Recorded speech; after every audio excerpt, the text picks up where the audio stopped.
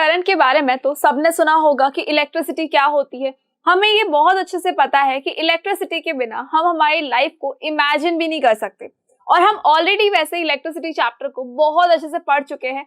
सो आज हम स्टार्ट करेंगे इसके रिवीजन को, बिकॉज हमारे एग्जाम के पर्सपेक्टिव से अगर देखिए तो हमें एक शॉर्ट ड्यूरेशन ऑफ टाइम का कंटेंट चाहिए ताकि हमारे एग्जाम के अंदर हमें कोई प्रॉब्लम ना आए। तो वैसे तो आपको सब कुछ पता है, लेकिन फिर भी हमें क्या करना है, एक बार चैप्टर को रिवाइज करना है। जितनी बार रिवीजन होगा उतना ही ज्यादा चीजें जो है वो आपके माइंड में स्टक रहेंगी और आप भूलेंगे नहीं उन चीजों को। So I Lavina Kumawat welcoming you all at Scoreshala.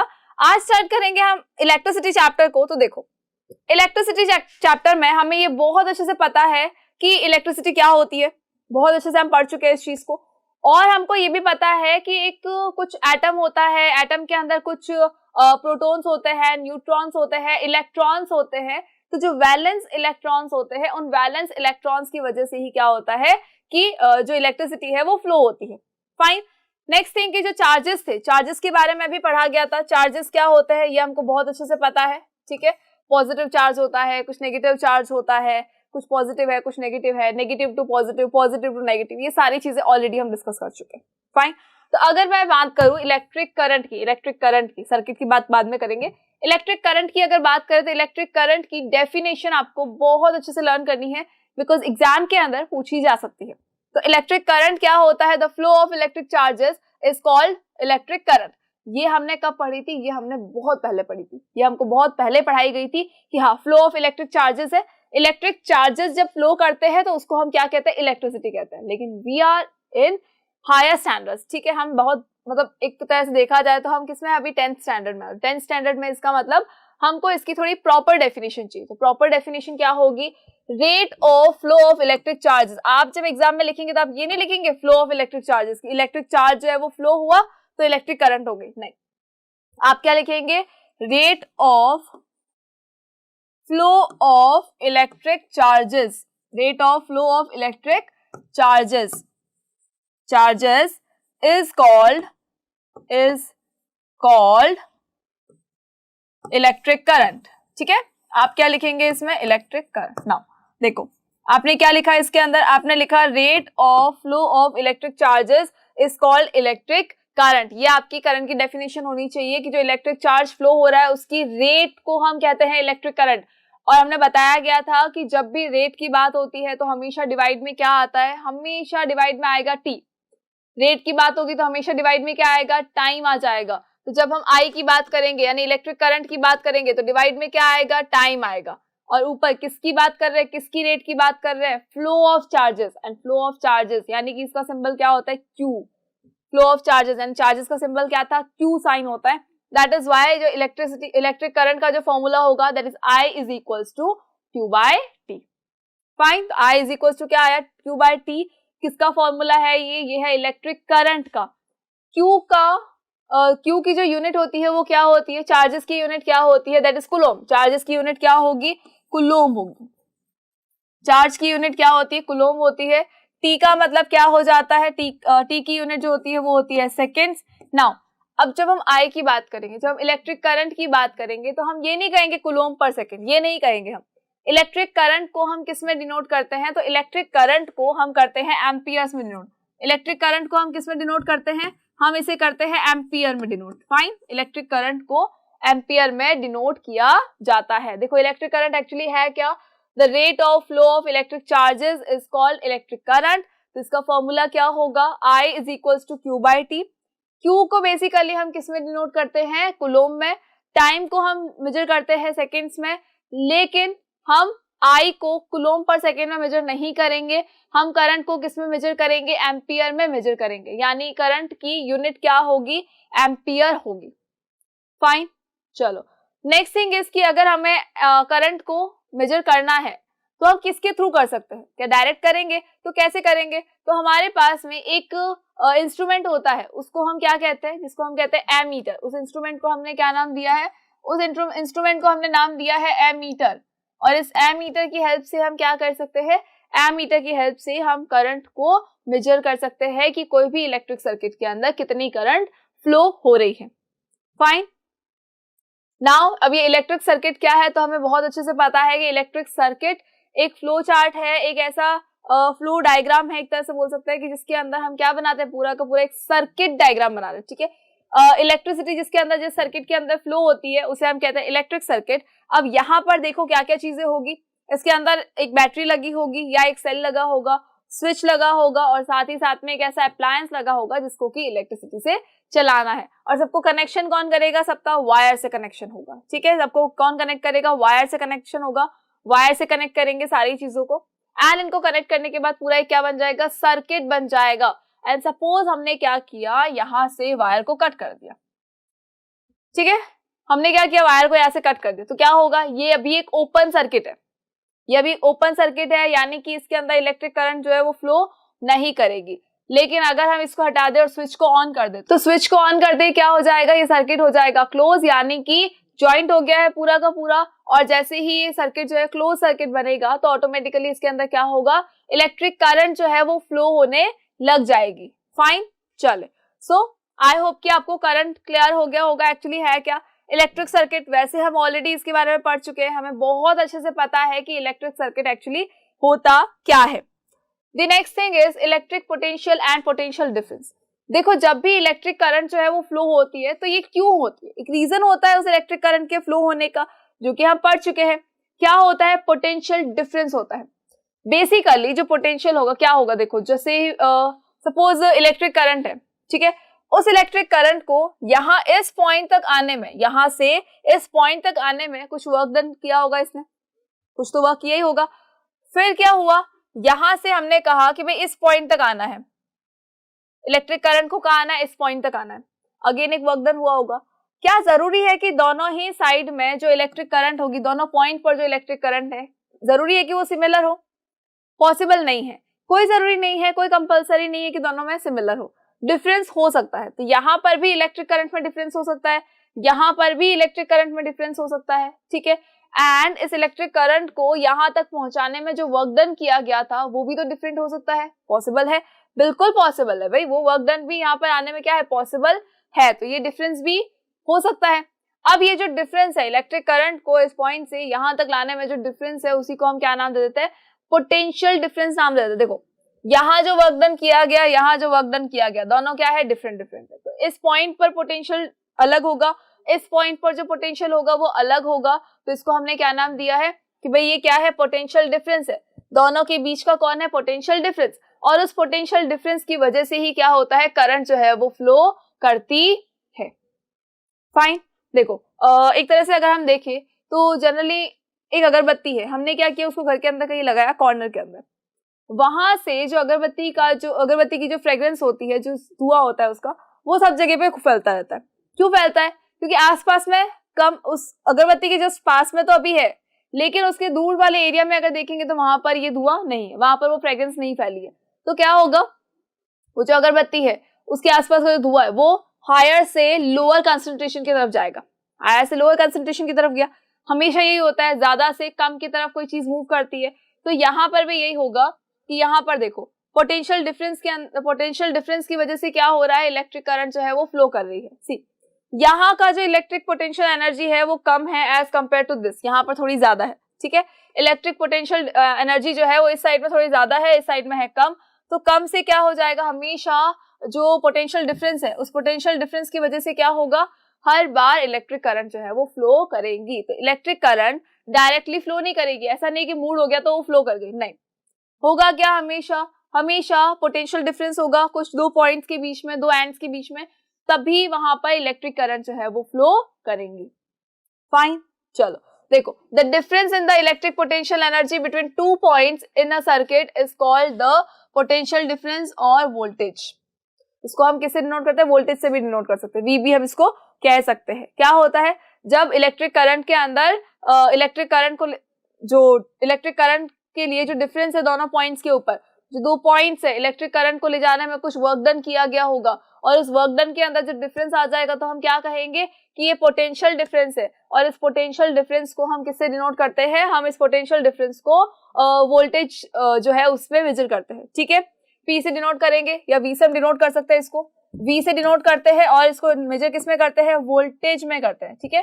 किस में मेजर करते हैं, वोल्टेज में मेजर करते हैं, यानी कि इसकी यूनिट क्या होती है, वोल्टेज होती है। फाइन, चलो आगे आ जाओ और थोड़ा देख लेते हैं इस चैप्टर के अंदर। देखो कुछ माइनर चीजें हैं ये वाली जो हम पढ़ चुके हैं, जो मेन थिंग आएगी वो क्या होगा, वो है ओम्स लॉ, जो हमको पढ़ना है, हीटिंग इफेक्ट जो हमें बहुत अच्छे से पढ़ना है। बाकी सारी चीजें ऑलरेडी हम पढ़ चुके हैं, हमको बहुत अच्छे से क्लियर भी है। नाउ सर्किट डायग्राम हमको पता है क्या होता है कि सर्किट जब इलेक्ट्रिसिटी को फ्लो करवाने के लिए जो पूरा हमने सर्किट बनाया था उसको हर जगह हम नहीं बना सकते, दैट इज वाई हम क्या करते हैं, उनकी कुछ साइंस लेते हैं और उन साइंस को मिला के हम क्या बना देते हैं, पूरा का पूरा एक सर्किट डायग्राम बना देते हैं। तो वहां पर वो साइन कौन कौन से है, तो देखो इलेक्ट्रिक सेल का साइन क्या होता है, जस्ट एक बड़ी सी लाइन फिर एक छोटी सी लाइन प्लस माइनस होगा, ठीक है। Next is battery and combination of cell. Cells को जब कंबाइन कर दिया जाता है, 2 3 सेल्स 4 सेल्स 5 सेल्स को कंबाइन किया जाता है तो क्या फॉर्म हो जाता है, बैटरी फॉर्म हो जाती है। नेक्स्ट थिंग इसकी प्लग का स्विच क्या होता है, देखो सिंपल सा है, ये प्लग का स्विच है। फाइन, इस टाइम पे जो प्लग है वो कैसा है, वो ओपन है, ये क्लोज नहीं, ये अभी क्या है, ओपन है। नाउ नेक्स्ट थिंग इसकी क्लोज सर्किट कैसे बनेगा, तो स्विच को जब आप क्लोज कर देंगे, स्विच को क्लोज, ये बन गया, ये लो ये क्लोज सर्किट बन गया। नेक्स्ट इज वायर का ज्वाइंट कैसे बताओगे, तो वायर तो सिंपल सी चीज है, एक वायर यहाँ जा रहा है, अगर यहाँ से कोई वायर आया है तो ये इसका ज्वाइंट हो चुका है। नेक्स्ट थिंग की wire crossing without joining, wire जो है बिना ज्वाइन के क्रॉस कर रहा है, तो देखो एक वायर ऐसे गया, दूसरा वायर जो जाएगा बिना ज्वाइन के तो वो इसके ऊपर से जाएगा, हमेशा इसके हमेशा वो ऊपर से जाएगा, तो उसे हम क्या कहेंगे, वायर जो है वो बिना ज्वाइन के जा रहा है।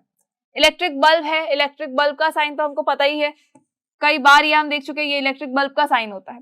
अगर ये बल्ब ग्लो कर रहा है तो क्या होगा, ये हल्का सा आई थिंक इसके अंदर हम थोड़ा सा क्या करेंगे, इस पे ये बना देंगे, ये नहीं बनाना है तो आप क्या कर सकते हो, इसको एक सर्कल बना सकते हो, ठीक है। चलो नेक्स्ट इज रेजिस्टर, रेजिस्टेंस, इसके लिए क्या होता है, तो देखो रेजिस्टेंस बेसिकली क्या होता है, कुछ हर्डल्स हम बोल सकते हैं, कुछ ऐसे हर्डल्स जो इलेक्ट्रिक करंट को फ्लो होने से रेजिस्ट करते हैं, इलेक्ट्रिक करंट को फ्लो होने से रोकते हैं। तो हर्डल्स हमेशा किस तरह के होंगे, इस तरह के होंगे, जिगजैग लाइंस में होंगे। नेक्स्ट थिंग इज कि वेरिएबल रेजिस्टेंस है, वेरिएबल रेजिस्टेंस है मतलब कभी बढ़ रहा है कभी कम हो रहा है, तो उस टाइम पे क्या होगा, बीच के अंदर एक लाइन आ जाएगी, दैट इज रियोस्टेट। ये रेजिस्टेंस से ज्यादा हम इसको क्या बोलते हैं, कई बार हम इसको कहते हैं रियोस्टेट कहते हैं बोलते। चलो नेक्स्ट इज एमीटर, एमीटर हमको पता है क्या होता है, एमीटर क्या है, तो एमीटर जो है वो इलेक्ट्रिक करंट को मेजर करने का इंस्ट्रूमेंट है। इलेक्ट्रिक करंट को अब सर्किट में हम कैसे मेजर करेंगे, कैसे पता करेंगे कितने एम्पियर की करंट फ्लो हो रही है, तो वो हमेशा कौन करेगा, वो एमीटर करता है।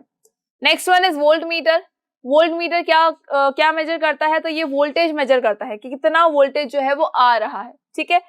वोल्टेज जो ये वोल्ट मीटर है ये हमेशा पैरेलली कनेक्ट किया जाता है, इसको हमेशा कैसे कनेक्ट किया जाता है, पैरेलल कनेक्ट किया जाता है, यानी कि जिन दो पॉइंट्स के मिड में हमें वोल्टेज पता करना है, पोटेंशियल डिफरेंस हमको पता करना है, उनके बीच में क्या कर दिया जाएगा, उसको पैरेलली कनेक्ट कर दिया जाएगा। दैट मीन्स कि अगर सपोज मुझे क्या करना है, यहाँ पर ये जो दो पॉइंट्स है इन दोनों के बीच में मुझे पता करना है कि भाई हाँ जो पोटेंशियल डिफरेंस है वो कितना है, ठीक है। बीच में चाहे कुछ भी हो हमें उससे मतलब नहीं है, लेकिन हमें ये देखना है इन दोनों के बीच का पोटेंशियल डिफरेंस कितना है, तो हम क्या करेंगे, यहाँ पर हम पैरेलली क्या कनेक्ट कर देंगे, एक वोल्ट मीटर कनेक्ट कर देंगे।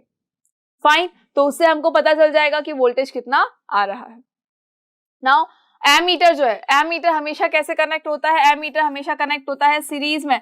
और ये चीज ध्यान रखना, क्यों ध्यान रखना, बिकॉज एग्जाम के अंदर कई बार एक सर्किट बना आता है और उस सर्किट के अंदर जो ये वोल्ट मीटर है ये कनेक्टेड होता है, पूछा जाता है कि इससे वोल्टेज पता चल जाएगा, कैसे पता चलेगा, तो अगर वोल्ट मीटर जो है वो पैरेलली कनेक्टेड है दैट इज ओके, अगर वोल्ट मीटर को सीरीज में कनेक्ट किया है दैट मीन्स कि वो सर्किट डायग्राम गलत है, ठीक है।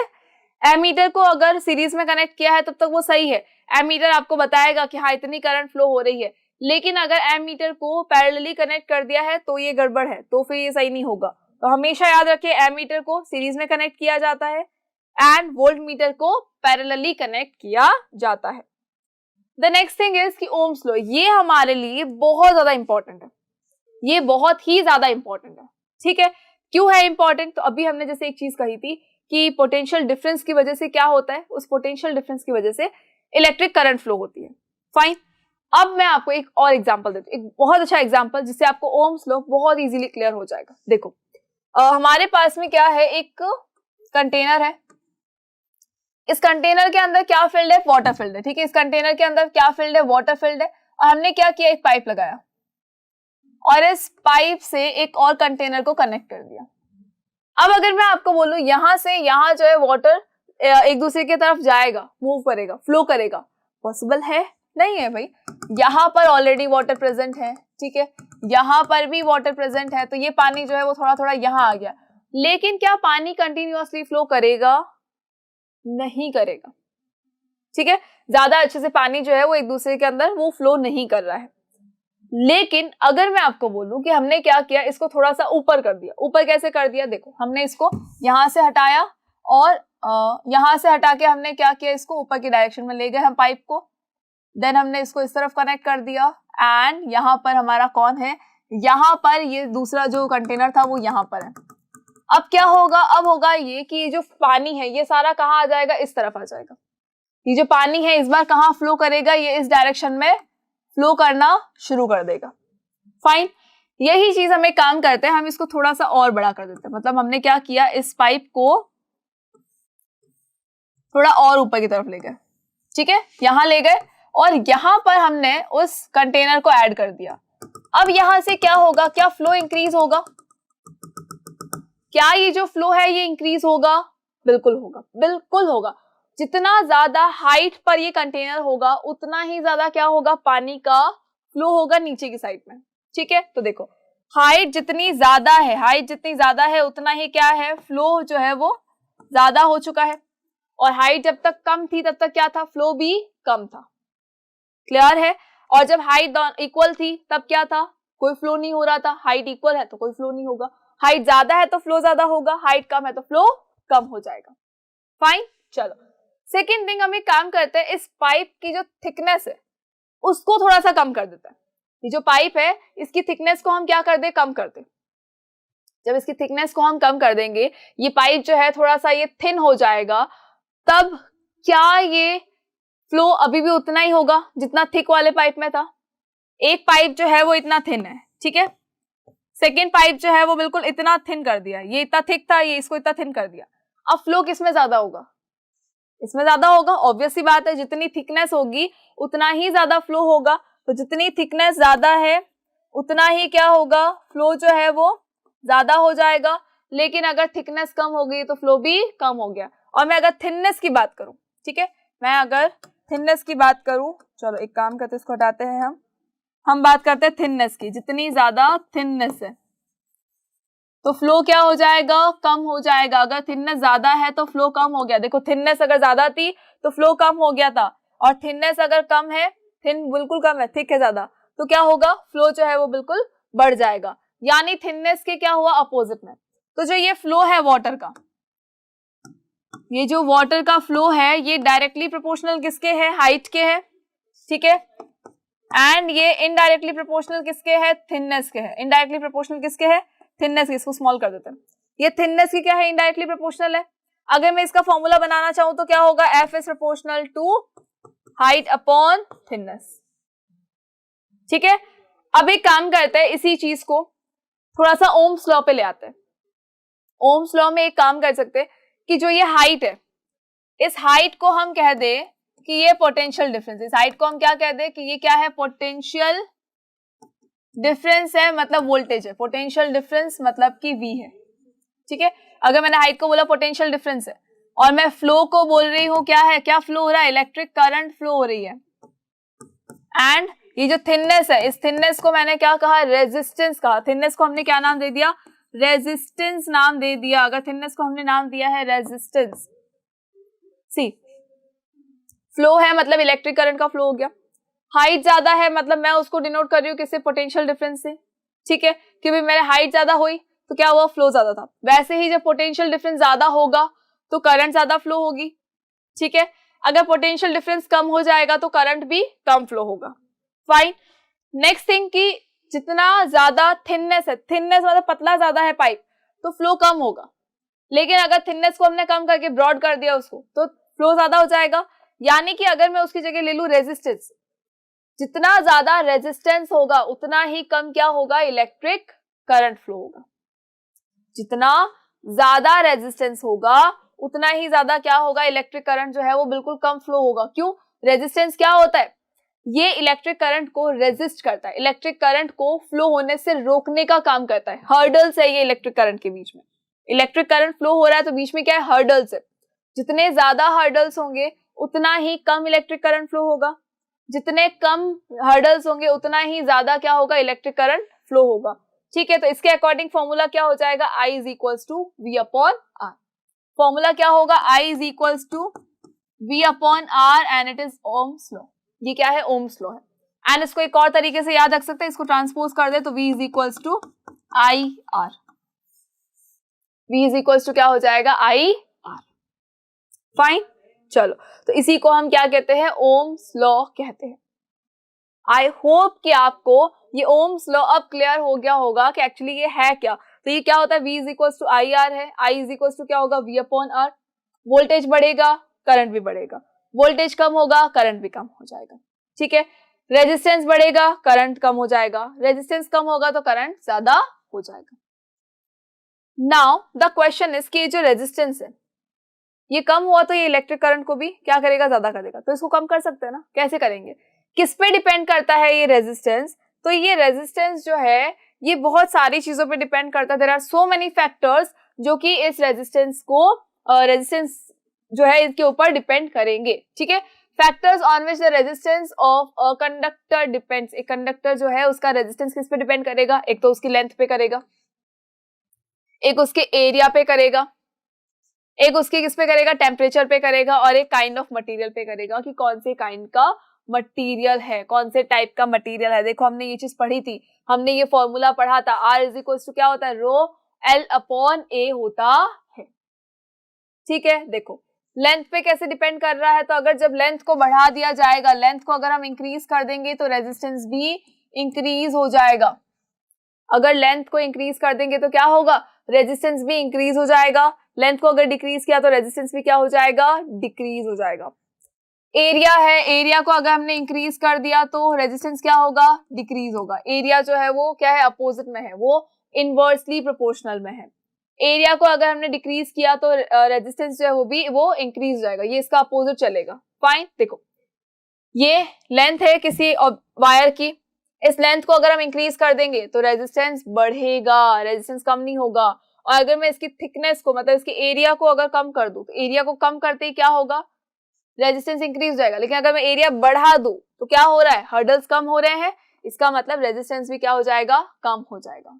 ठीक है, तो R का एक फॉर्मूला होता है, R is equals to rho L upon A। Rho क्या होता है, रो जो है वो रेजिस्टिविटी है किसी भी कंडक्टर की, कोई भी एक पर्टिकुलर कंडक्टर ले लो, उसकी क्या है, रेजिस्टिविटी है ये।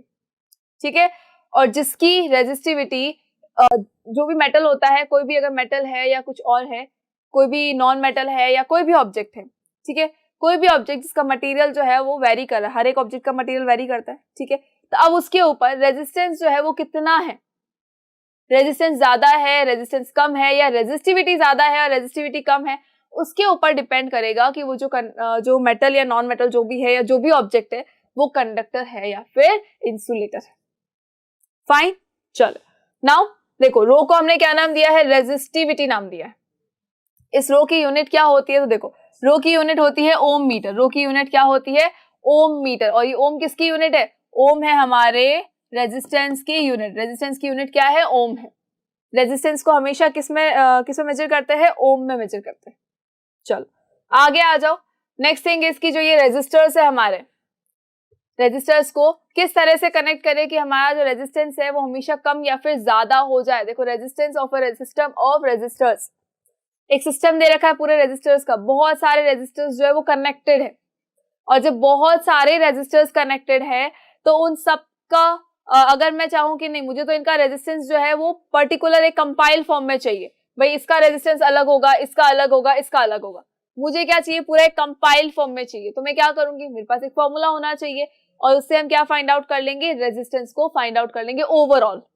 फाइन, चलो तो जब इनको सीरीज में कनेक्ट किया जाएगा, जब भी इनको कैसे कनेक्ट किया जाएगा, बिल्कुल सीरीज में कनेक्ट किया जाएगा, तब क्या होगा, ये R1, ये R2 और ये R3।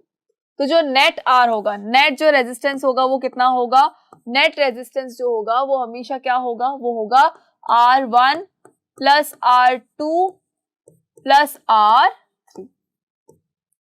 फाइन। क्यों होगा? देखो जो वोल्टेज होगा तीनों को वोल्टेज को क्या करना पड़ेगा? ऐड करना पड़ेगा। तो देखो वोल्टेज कितना होगा? नेट वोल्टेज कितना हो जाएगा? V1 plus V2 plus V3। तो V की वैल्यू क्या होती है? IR होती है। V is equal to IR हमने ओम्स लॉ से पढ़ा है। ओम्स लॉ में हमने क्या पढ़ा था? V इज इक्वल टू क्या होता है? IR होता है। ठीक है, तो यहाँ पर ले ले V की जगह हम क्या ले लेंगे? IRN is equal to electric current तो पूरे में देखो इक्वली फ्लो हो रही है, एक ही तो वायर है, पूरे में इलेक्ट्रिक करंट सिमिलर फ्लो होगी। Now V1 is IR1 plus V2 is IR2 plus V3 is IR3। ठीक है, इनमें से अब हम क्या करें? I को कॉमन ले ले। I को जब हम कॉमन लेंगे तो क्या हो जाएगा? IRN is equal to I common आ गया, यहाँ आ गया R1 plus R2 plus R3। हमारा आंसर क्या हो जाएगा? देखो I से I cancel, R net R कितना आया? नेट R आया R1 plus R2 plus R3। और यही फॉर्मूला होता है जब भी सीरीज के अंदर कनेक्ट किया जाता है रेजिस्टेंसेस को, तो हम क्या करते हैं? ओनली रेजिस्टेंसेस को डायरेक्टली जस्ट ऐड कर देते हैं, तो हमारे पास नेट रेजिस्टेंस आ जाता है। एंड डोंट फॉरगेट इट, इसको बहुत अच्छे से याद रखना, बिकॉज एग्जाम के अंदर इन क्वेश्चंस को पूछा जाता है। कुछ इस तरह के फिगर्स दे दिए जाते हैं, सर्किट डायग्राम्स दिए जाते हैं और आपको पूछा जाता है कि भाई नेट रेजिस्टेंस बताओ। तो जब हमें पता होगा कि हमारे जो रेजिस्टेंस है सीरीज में जब ऐड करेंगे रेजिस्टर्स को, तब कैसे करना है सॉल्व, और अगर पैरेलली ऐड कर दिया तब कैसे सॉल्व करना है। ठीक है, तो जब सीरीज में हम इनको ऐड करेंगे तो हमारे पास फॉर्मूला क्या आएगा? नेट R का R1 plus R2 plus R3। Next thing is कि अगर रेजिस्टर्स को हमने पैरेलली कनेक्ट किया है, रेजिस्टर्स को अगर पैरेलली कनेक्ट कर दिया है तो क्या होगा? पैरेलल कनेक्शन के अंदर हमेशा जो रेजिस्टेंस होगा, नेट रेजिस्टेंस जो होगा वो क्या होगा? 1/R1 plus 1/R2 plus 1/R3। क्यों होगा? बिकॉज यहाँ पर जब फॉर्मूला हम अप्लाई करेंगे तो हमारे पास में क्या होगा? देखो तीनों के अंदर करंट जो है वो डिफरेंट जाएगी, तीनों पे करंट क्या जाएगी? डिफरेंट जाएगी। तो IN इज इक्वल टू क्या हो जाएगा? I1 plus I2 plus I3। और I का फॉर्मूला हमको पता है क्या होता है? V अपॉन R होता है, तो इनको रिप्लेस कर दो, यहाँ हो जाएगा V upon RN equals to V upon R1 plus V upon R2 plus V upon R3। V को जब कॉमन ले लेंगे तो V कैंसिल हो जाएगा और लास्ट में हमारे पास फॉर्मूला क्या आ जाएगा? ये, यानी 1/Rn is equal to 1/R1 plus 1/R2 plus 1/R3। जितने रेजिस्टर्स को हम पैरेलली कनेक्ट करेंगे हम सबको इसी फॉर्म में लेने वाले हैं, आगे से आगे ये ऐड ऑन होते चले जाएंगे। फाइन, चलो आई होप कि आपको यहाँ तक क्लियर हो गया है। Next thing is joules law of heating. Joules law of heating क्या होती है? देखो हीटिंग इफेक्ट हमको पता है, इलेक्ट्रिक करंट जहां फ्लो हो रही है किसी कंडक्टर के अंदर, तो इलेक्ट्रिक करंट का खुद का एक इलेक्ट्रिसिटी का हीटिंग इफेक्ट होता है। तभी तो हम हमेशा हमारे आयरन को यूज करते हैं, हम टोस्टर्स को यूज करते हैं। तो कैसे कर पाते हो? हीटिंग इफेक्ट की वजह से ही तो कर पाते हो। तो एक जूल्स लॉ ऑफ हीटिंग होता है। जूल्स लॉ जो है हीटिंग का, ये क्या बताता है कि the relation between heat produced by flowing electric current through a conductor. ये क्या बता रहा है? जितना आपने इलेक्ट्रिक करंट को फ्लो किया है, ठीक है, उसकी वजह से कितनी अमाउंट ऑफ हीट प्रोड्यूस हुई है, ये जूल्स लॉ ऑफ हीटिंग बताता है। इसके अंदर हम I क्या है? हमारा इलेक्ट्रिक करंट, R हमको पता है रेजिस्टेंस है, हमारा T क्या है? T है टाइम। ठीक है, तो जूल्स लॉ ऑफ हीटिंग क्या है? H इज इक्वल टू क्या होता है? I square RT। That means जो अमाउंट ऑफ हीट जो है वो डायरेक्टली प्रोपोर्शनल किसके है? I स्क्वायर के। ये डायरेक्टली प्रोपोर्शनल किसके है? रेजिस्टेंस के। ये डायरेक्टली प्रोपोर्शनल किसके है? टाइम के। मतलब कि अगर हमने टाइम को इंक्रीज किया हीटिंग बढ़ेगी, टाइम को डिक्रीज किया हीटिंग कम हो जाएगी। इलेक्ट्रिक करंट को इंक्रीज किया हीटिंग बढ़ेगी, इलेक्ट्रिक करंट को डिक्रीज कर दो हीटिंग कम हो जाएगी। रेजिस्टेंस को इंक्रीज कर दे हीटिंग ज्यादा होगी। पता है हर्डल्स जहां ज्यादा होते हैं हीटिंग ज्यादा होती है, जहां रेजिस्टेंस कम होगा वहां पर भी हीटिंग क्या हो जाएगी? कम हो जाएगी। ठीक है, तो ये हमारा क्या है? Joule's law of heating and formula. You have to learn the formula, you have to learn. ठीक है, ये कुछ हाईलाइट्स है जो हमको बहुत अच्छे से याद होने चाहिए। देखो ये हमारे एग्जांपल्स कि हम इलेक्ट्रिक करंट का जो ये इफेक्ट है, हीटिंग इफेक्ट, उसको हम कहाँ कहाँ यूज करते हैं। तो देखो कहाँ कहाँ हमने यूज किया? इलेक्ट्रिक हीटर्स में यूज करते हैं, हम आयरन में यूज करते हैं, रूम हीटर में यूज करते हैं। उसके अलावा हमारा जो बल्ब है, बल्ब को देखा होगा, जलने के बाद क्या होता है? जब बल्ब लगाया जाता है तब तक ओके है, थोड़ी देर के बाद अगर उसको टच करके देखेंगे तो गर्म हो जाता है। क्यों हो जाता है? हीटिंग इफेक्ट की वजह से होता है, बिकॉज बल्ब के ऊपर क्या लगा होता है? टंगस्टन का एक वायर लगा होता है, जो जलता है तो क्या करता है? रोशनी देता है, साथ ही साथ गर्माहट भी देता है, हीटिंग भी देता है। नाउ चलो, next thing is electric power and the last topic of this chapter is electric power. Electric power क्या होती है? It is the rate at which work is done और energy is transformed into an electric circuit.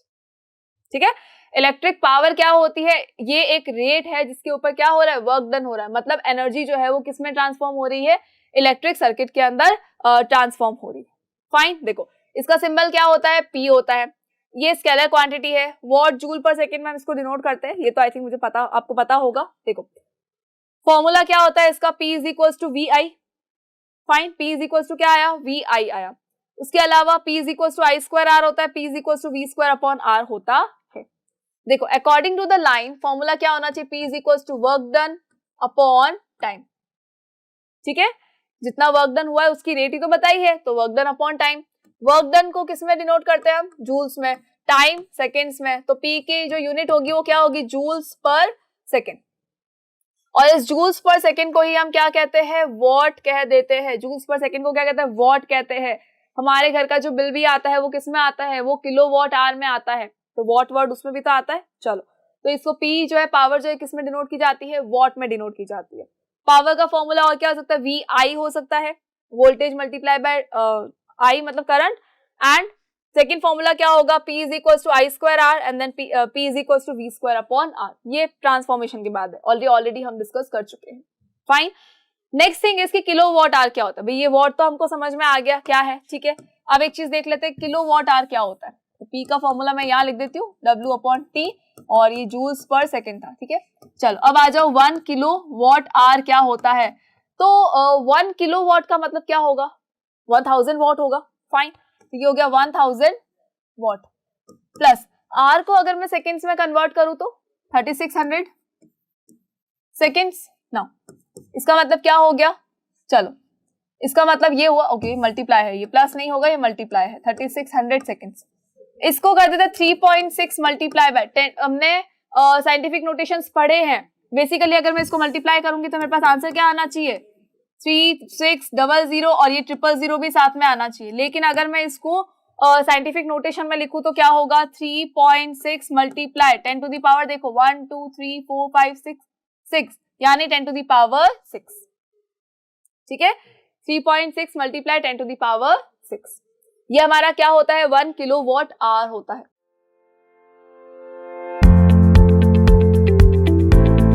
Electricity से तो हम सब वाकिफ ही है, और ऑलरेडी हमने चैप्टर पूरा पढ़ भी लिया है, तो हमें पता है कि हम यहाँ पे किसकी बात कर रहे हैं। तो हमारे घर में जो इलेक्ट्रिसिटी आती है बेसिकली हम उसी की बात कर रहे हैं। लेकिन इस चैप्टर के अंदर हमने क्या पढ़ा था? तो हमने देखा था इलेक्ट्रिक सर्किट क्या होता है, ओम्स लॉ क्या होता है, इसके अंदर बहुत सारी चीजें थी, आई था, वी है, आर है। तो ये सारी चीजें ऑलरेडी हम डिस्कस कर चुके थे। हम ये भी देख चुके हैं कि हमारे घर में जो बिजली का बिल आता है उसके अंदर 1 यूनिट बेसिकली क्या होता है, उसका मीनिंग तो पता हो हमें, तभी तो हम बिल भर रहे हैं। अब इतना सारा बिल भर तो रहे हैं, लेकिन पता तो चलना चाहिए ना कि एक्चुअली ये चीजें जो है वो है क्या। अब हमने बोल दिया गया कि हाँ आपने 200 यूनिट्स यूज किए, आपने 300 यूनिट्स यूज किए हैं, तो हम इस हिसाब से कैलकुलेट कर रहे हैं। तो हमें कैलकुलेशन भी हमें भी आनी चाहिए, हमें पता होना चाहिए कि एक्चुअली ये है क्या, कितनी एनर्जी जो है वो हम यूटिलाइज कर रहे हैं। सो ऑलरेडी वैसे हम ये चैप्टर कंप्लीट कर चुके हैं, लेकिन फिर भी हम एग्जाम के पर्पस को देखते हुए हम कुछ इंपॉर्टेंट क्वेश्चंस देखेंगे, बिकॉज आपकी हाफ ईयरली एग्जाम्स आ रहे हैं। हाफ ईयरली एग्जाम्स में हमें रॉक करना है, बहुत ही अच्छे मार्क्स से पास होना है, एंड नॉट ओनली अच्छा 80-90 नहीं, हमें 100% तक का सोचना है, तभी तो हम वहां तक पहुंचेंगे। जब सोचेंगे ही नहीं तो कैसे पहुंच पाएंगे। तो उसी सीरीज में हम क्या कर रहे हैं, हम आज क्वेश्चंस को देखेंगे, किसके? इलेक्ट्रिसिटी के। So I Lavina Kumawat welcoming you all at Scoreshala. देखो फर्स्ट क्वेश्चन पे आते हैं, that is a given length of a wire is doubled on itself and this process is repeated once again, by what factor does the resistance of the wire change? अब ये question देख के आपको लगता है अरे यार ये क्वेश्चन तो हमसे नहीं होगा, ये क्वेश्चन तो कौन कर सकता है? तो जो टॉपर बैठा है ना वो कर सकता है, जो ये क्लास का टॉपर है वो कर सकता है, लेकिन हम नहीं कर सकते। तो अगर जब पहले ही अपने माइंड में सेट कर लोगे कि हाँ भाई वही कर सकता है, हम तो कर ही नहीं सकते, तो हमारा माइंड इस चीज से वर्क करेगा ही नहीं। तो हमेशा क्या करना है, जैसे नहीं होता वो आई थिंक 3 इडियट्स मूवी में वो नहीं करता all is well all is well all is well all is well, तो एक्चुअली सब कुछ वेल होता है ना। तो बस यहाँ पर भी यही बोलो कि हाँ ये क्वेश्चन तो मैं कर सकता हूँ, मैं कर सकता हूँ, मैं कर सकता हूँ, तो डेफिनेटली वो क्वेश्चन आपसे सॉल्व हो जाएगा। और क्वेश्चन ज्यादा कॉम्प्लिकेटेड नहीं होते, बहुत इजी होते हैं, जस्ट उसको अच्छे से पढ़ना होता है, और इतना अच्छे से पढ़ना होता है कि हमें क्वेश्चन में एक्चुअली दिया क्या है, पूछा क्या है, वो सारी चीजें हम वहां से बाहर निकाल लें, और उसके बाद तो वहां से क्वेश्चन से आंसर तक जाने का रास्ता बहुत आसानी से मिल जाता है। अभी देखना कैसे मिलेगा आपको। See question is a given length of a wire is doubled on itself. क्या बोल रहा है ये क्वेश्चन कि एक वायर है जिसकी जो गिवन लेंथ थी उसको क्या कर दिया गया, डबल कर दिया गया, उसी पे डबल कर दिया गया। अब उस वायर को डबल कर दिया, तो ये जो सपोज ये वायर है हमारा, तो हम क्या करेंगे, इसको फोल्ड कर रहे हैं, ठीक है, इसको हम क्या कर रहे हैं, फोल्ड कर रहे हैं। अब हमने फोल्ड करके इसको डबल कर दिया, अभी वायर कैसे हो गया, डबल हो गया। डबल तो हो गया, लेकिन अगर मैं अब इसकी लेंथ पूछूं तो क्या हो जाएगी, तो ये देखो, ये पहले क्या था, पूरा ऐसा, अब क्या हो गया, यहाँ से घूम के नीचे तक आया, तो ये डबल तो हो गया, एक वायर ये रहा, एक वायर ये रहा, लेकिन कैसा हो गया, इसकी लेंथ जो थी वो कैसी होगी, हाफ हो चुकी है। सी ये हमारा पूरा एक वायर है, कंप्लीट लेंथ का वायर है, इसको हमने क्या कर दिया, इसको हमने यहाँ से पकड़ा और यहाँ से पकड़ के इसको फोल्ड कर दिया। फोल्ड करते ही क्या हो गया, जो लेंथ प्रॉपर जो लेंथ थी इसकी, कितनी लेंथ थी हमें नहीं पता, अच्छा सॉरी हमें पता है, कैपिटल एल है। अब ये लेंथ क्या है, एल थी, अब क्या हो गई है, एल बाय 2 हो चुकी है, बिकॉज इसकी लेंथ भी क्या होगी, एल बाय 2, और इसकी लेंथ भी क्या होगी, एल बाय 2। फाइन। अब बोला है and this process repeated once again, एक बार और इसको रिपीट किया गया, तो यहाँ से उठाया, इसको यहाँ पे खींच दिया गया, तो इस बार ये क्या हो गया, ऐसे था, ये ऐसे हो गया। इसका मतलब है कि अब देखो ये कितने टाइम्स हो गया, ये फर्स्ट, ये सेकेंड, और ये थर्ड, और ये 4 टाइम्स हो गया, ठीक है। यानी कि जो लेंथ है वो कितने टाइम्स हो जाएगी, वो 4 टाइम्स हो जाएगी, यानी L बाय 4 हो जाएगा। ये लेंथ कितने टाइम्स हो गई, 4 टाइम्स हो चुकी है, यानी अब क्या हो गया, जो लेंथ है इस वायर की वो कितनी होगी, L बाय 4 होगी। फाइन, चलो, by what factor does the resistance of the wire change. अब हमें ये बताना है कि भाई इस वायर का रेजिस्टेंस जो है वो कौन से फैक्टर से चेंज हो जाएगा। अच्छा, वायर का रेजिस्टेंस भी चेंज होगा, बिल्कुल होगा। कैसे होगा चेंज, देखो हम थोड़ा सा आगे आ जाते हैं, नेक्स्ट पेज पे आते हैं, ताकि हमारे पास स्पेस मिल जाए। देखो बेसिकली हमारा वायर क्या था, ये था, हमने क्या कहा कि भाई एल है इसकी लेंथ, ठीक है। अब क्या हुआ, हमने इसको डबल कर दिया, तो ये हमने डबल किया, ये भी हो गया एल बाय 2, और ये भी क्या हो गया, एल बाय 2 हो गया। हमने फिर इसको डबल कर दिया, फिर इस प्रोसेस को रिपीट किया, तो यहाँ से यहाँ आए, फिर यहाँ गए, फिर यहाँ गए, तो ये जो लेंथ है कितनी हो गई, L बाय 4 हो चुकी है, 4 टाइम्स हो चुकी है लेंथ इसकी। अब जब ये लेंथ 4 टाइम्स हो चुकी है, तो एरिया कितना हो जाता है, एरिया हो जाता है 4 टाइम्स, एरिया क्या होगा, सॉरी लेंथ कितनी हो गई, 1/4 टाइम हुई है, तो एरिया कितना हो जाएगा, 4 टाइम्स हो जाएगा, ठीक है। लेंथ कितनी हो गई है, 1/4 टाइम, एरिया कितना हो जाएगा, 4 टाइम्स हो जाएगा। फाइन। अब जब ये एरिया 4 टाइम्स हो चुका है, लेंथ हमारे पास आ गई कि L बाय 4 है, यानी 1/4 टाइम आ चुकी है, तो हमें क्वेश्चन में क्या पूछा है, हमें पूछा गया है by what factor does the resistance of the wire change, resistance कितना चेंज हो जाएगा वो बताना। जो प्रीवियस रेजिस्टेंस था, प्रीवियस रेजिस्टेंस क्या होगा, 4 टाइम्स मतलब 4A1, प्रीवियस रेजिस्टेंस मतलब R1 दैट इज रो, क्या होता है याद होगा I think, rho L upon A, ठीक है, डन। ये क्या है, A1 है, और ये क्या है, L1 है। अब क्या हुआ, ये कितना हो जाएगा, L1 बाय 4 हो गया है, तो यहाँ पर जब हम इसको चेंज कर देंगे तो क्या होगा, R2 is equals to rho L1 by 4 upon 4 times of A1, ठीक है। देखो अब क्या हुआ, अब हमने क्या कर दिया, इसको ये जो 4 है इसको नीचे ले आओ, क्या करेंगे, रो L1 एज इट इज रहेगा अपॉन में, ये 4 इंटू 4 क्या हो जाएगा, 16, ये 4 इंटू 4 क्या होगा, 16 होगा, और यहाँ हमने रखा A1। अगर मैं इस पूरे को देखूं तो ये पूरा हमको कहाँ नजर आ रहा है, ये पूरा हमको यहाँ नजर आ रहा है, तो हम एक काम कर ले, इस R1 को यहाँ पर रिप्लेस कर दे, इस पूरे को हम किससे रिप्लेस कर दे, इस R1 से रिप्लेस कर देते हैं। पॉसिबल है, बिल्कुल पॉसिबल है, जब दोनों इक्वल है तो क्यों नहीं पॉसिबल होगा। तो जब ये पूरा का पूरा हमको किसके इक्वल में मिल रहा है, R1 के इक्वल में मिल रहा है, तो इस कंप्लीट को हटा के हम ओनली लिख देते हैं R1, तो यहाँ पे क्या रहेगा, R2 इज इक्वल्स टू 1 अपॉन 4 इंटू 4 16, एंड यहाँ पे क्या आ जाएगा, R1। दैट मीन्स कि जो R चेंज होगा वो कितना हो जाएगा, 1 अपॉन 16 टाइम्स चेंज हो जाएगा, कितना होगा, 1 अपॉन 16 टाइम्स चेंज हो जाएगा। ये इतना ज्यादा जो ये इसका रेजिस्टेंस है वो चेंज हो जाएगा। फाइन, चलो नेक्स्ट क्वेश्चन पे आ जाते हैं। Next question is two resistors of 10 ohm and 15 ohm are connected in series. Always remember कि रेजिस्टेंसेस को कैसे ऐड किया गया है उसको अच्छे से चेक कर ले। तो हमेशा याद रखिए कि भी जहाँ सीरीज बोला है तो सीरीज में ऐड करना, पैरेलल का है तो पैरेलल ही ऐड करना, ठीक है। चलो, two resistors are there, that is 10 ohm and 15 ohm, that are connected in series to a battery of 6 volt. How can the values of current passing through them be compare. अब इनकी values को आप कैसे compare कर सकते हो, तो देखो हमारे पास क्या है, एक सर्किट है, देयर इज अ सर्किट जिसके अंदर हमने क्या कनेक्ट कर दिया, बैटरी कनेक्ट कर दी है। अब इस बैटरी से देखो कौन कनेक्टेड है, दो रेजिस्टेंस कनेक्टेड है, ठीक है, first and second. Now series में कनेक्टेड है, कोई प्रॉब्लम नहीं है, 6 वोल्ट की बैटरी है हमारे पास, ये 10 ओम है और ये कितना है, 15 ओम है, ठीक है। हमें बोला है करंट जो इसमें से पास हो रही है उसको कंपेयर करना है कि कितनी करंट पास हो रही है। तो एक चीज अगर हम देखें तो हमें पता है कि भाई सीरीज में कनेक्टेड है, कोई दिक्कत नहीं आ रही है सीरीज के अंदर। तो अगर पैरेलली होता तब क्या होता, करंट जो है वो डिस्ट्रीब्यूट हो जाती। अगर पैरेलली होता तो करंट क्या होती, डिस्ट्रीब्यूट होती, ठीक है। लेकिन अगर एक सीक्वेंस में चल रहा है तो क्या इक्वल नहीं होगी, बिल्कुल होगी। कैसे, देखो देयर इज अ पाथ, ठीक है, एक पाथ है, यहाँ पर क्या हो रहा है कि 4 फ्रेंड्स का ग्रुप है वो जा रहा है, ठीक है। यहाँ पर 4 या 5 फ्रेंड्स का ग्रुप बना लेते हैं, ये फर्स्ट फ्रेंड, ये सेकंड फ्रेंड, थर्ड फ्रेंड, चलो 3 फ्रेंड का ग्रुप है, ये तीनों जा रहे हैं। यहाँ बीच में कोई ऑब्स्टेकल आया, यहाँ बीच में कोई ऑब्स्टेकल आया, चाहे कितना ही बड़ा हो छोटा हो, वी डोंट केयर। यहाँ क्या होगा, अब ये जो तीनों फ्रेंड्स है ये मस्ती में घूमते घूमते जा रहे हैं, झूमते गाना वाना गाते गाते आराम से निकल रहे हैं। तो जाते जाते क्या हुआ, यहाँ पहुंच गए, फिर कुछ टाइम के बाद देखा तो फिर आगे और जाते जाते यहाँ पहुंच गए और उससे आगे भी चले जाएंगे, रहेंगे कितने, हमेशा 3 के 3, ठीक है। चलो नेक्स्ट थिंग पे आ जाओ। नेक्स्ट थिंग इसकी यहाँ पे क्या हुआ, एक रास्ता इधर जा रहा है, एक रास्ता इधर जा रहा है। एक्चुअली क्या है, तीनों को घर जाना है, तो यहाँ पे क्या हुआ, एक रास्ता इधर गया, एक रास्ता इधर गया। अब क्या होगा, अब होगा ये कि भाई ये 3 जो थे यहाँ तक तो सेम थे, यहाँ तक तो बिल्कुल साथ में थे, एकदम अच्छे से गाते वाते चल रहे थे, गाना गाते गाते खाते पीते चल रहे थे।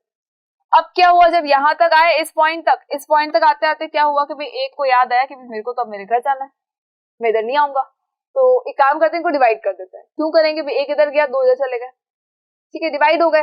अब डिवाइड होते ही एक यहाँ आ गया, 2 यहाँ आ गए, क्योंकि जब ऑप्शंस होते हैं ना तो ऑप्शंस के अंदर सारे लोग एक मत में नहीं हो सकते, एक ही राय पे नहीं होते, तो यहाँ पे क्या हो गया, डिवाइड हो गए, फाइन। वहां क्या था, तीनों हमेशा लास्ट तक साथ में चल रहे थे, लेकिन यहाँ पे क्या हो चुका है, डिवाइड हो चुके हैं।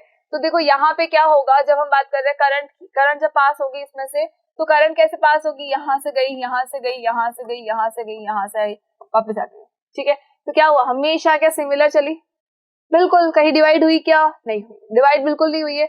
हर जगह पर जब सिमिलर है तो हम ये बोल सकते हैं कि इस रेजिस्टेंस में अगर आप देखेंगे तब भी क्या होगा, अगर मैं मान के चलूं कि जो आई है वो कितनी है, 1 है, तो यहाँ पर भी आई जो होगी कितनी होगी, 1 ही होगी। यानी इन दोनों में जो करंट का रेशियो होगा वो कितना होगा, 1:1 होगा। जितनी करंट यहाँ फ्लो हो रही है उतनी ही करंट यहाँ फ्लो होगी, कोई प्रॉब्लम नहीं आएगी इसमें, बिकॉज ये सीरीज के अंदर है। अगर पैरेलल होता तो ऐसा नहीं होता, लेकिन अगर सीरीज के अंदर है तो क्या होगा, जितनी करंट 10 ओम से निकली है उतनी ही करंट किससे निकलेगी, 15 ओम से निकलेगी। फाइन, सो आई होप कि ये क्वेश्चन आपको क्लियर हो गया होगा। Now come to the next thing, next question.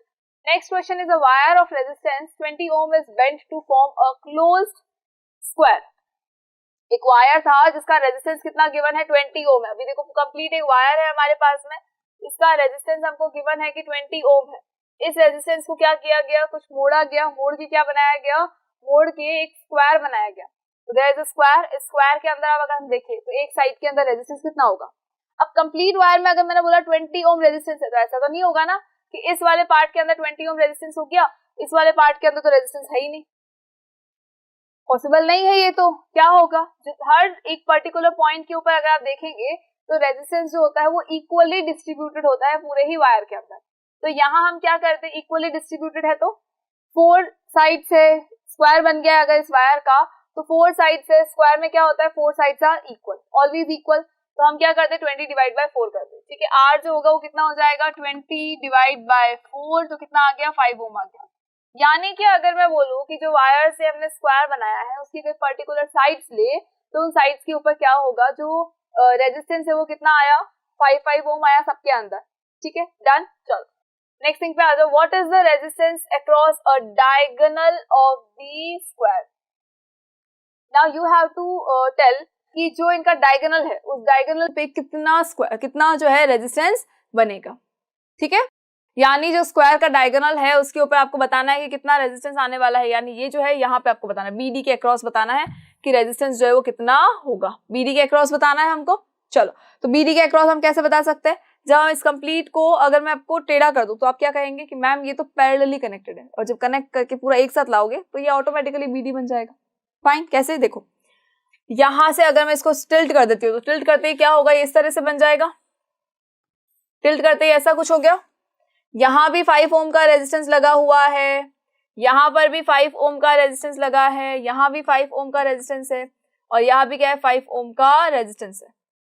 अब अगर आपको बोलूं कि अगर मैं इस लाइन के अक्रॉस चाहती हूँ तो क्या होगा, ये भी पैरेलली कनेक्टेड है, ये पैरेलली कनेक्टेड, ठीक है, ये पूरा और ये पूरा क्या है, पैरेलल कनेक्शन में। लेकिन सिर्फ ये दो अगर हम देखें तो ये क्या है, सीरीज में, ये दो भी कैसे है, सीरीज के अंदर कनेक्टेड है, ठीक है। चलो एक काम करते हैं, एक नया पेज लेते हैं, उसके ऊपर आते हैं ताकि हम इजीली समझ सके। सी, यहां से बनाया हमने रेजिस्टेंस, यहां से आए नीचे, फिर रेजिस्टेंस बना, फिर यहाँ पे आ गए, ठीक है। ये हमारे पास क्या है, ये पूरा एक स्क्वायर है हमारे पास में, ठीक है।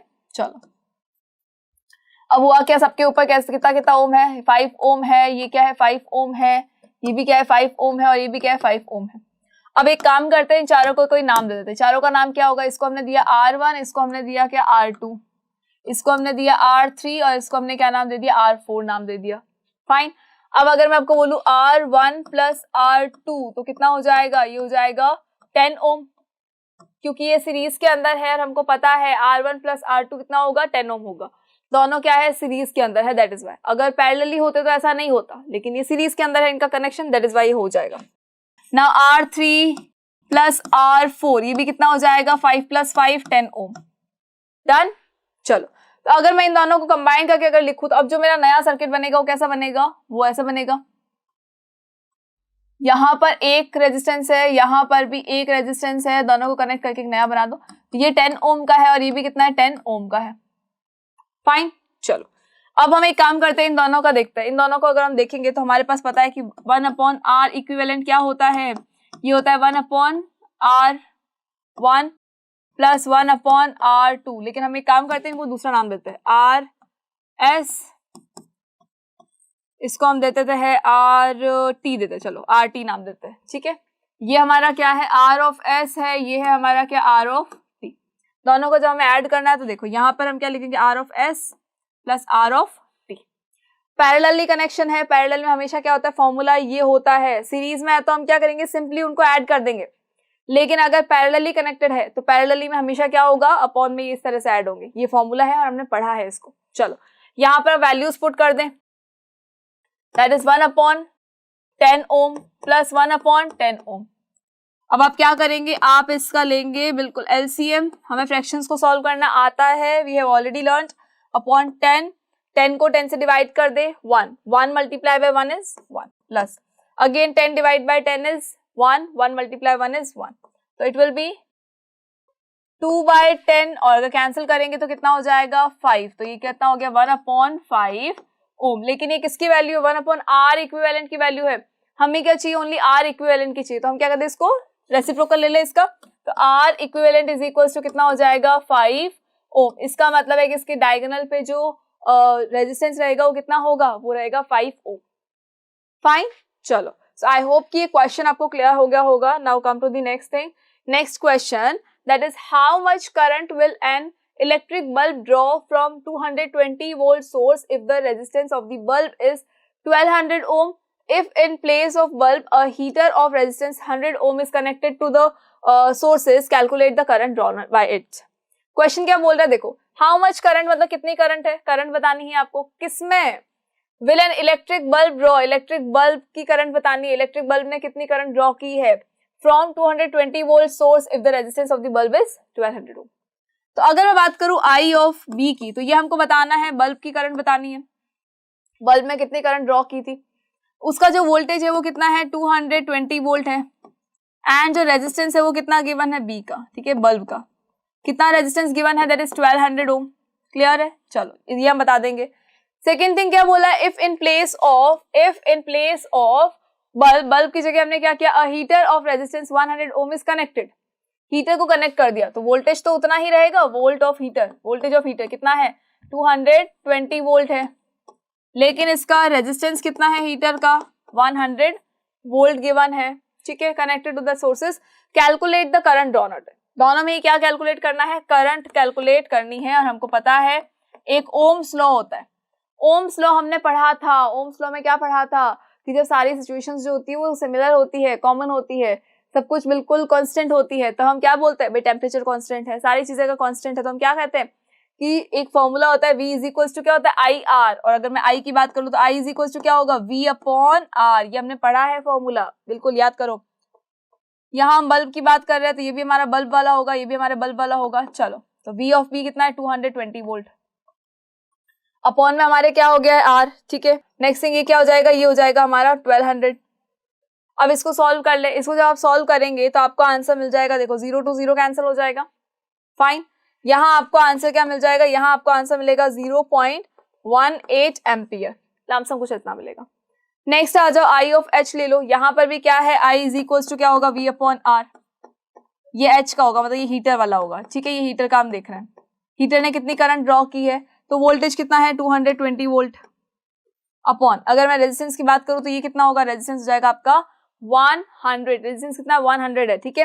और 100 को हमको पता है 2 0 है नीचे, तो हम सिर्फ क्या करें 2 डिजिट के पहले पॉइंट लगा दे, दैट मीन्स 2.2 एम्पियर, ठीक है।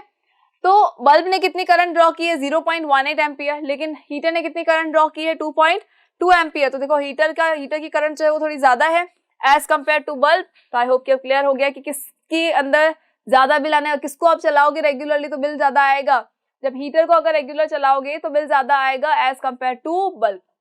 बल्ब भले ही चल रहा है इतना बिल नहीं आएगा जितना किसका आ जाएगा, हीटर का बल्ब आएगा, हीटर का बिल आएगा, बल्ब नहीं आएगा। चलो नाउ आ जाओ आगे आ जाओ और नेक्स्ट क्वेश्चन पे आ जाओ। इतने क्वेश्चन तो हमारे हो गए हैं।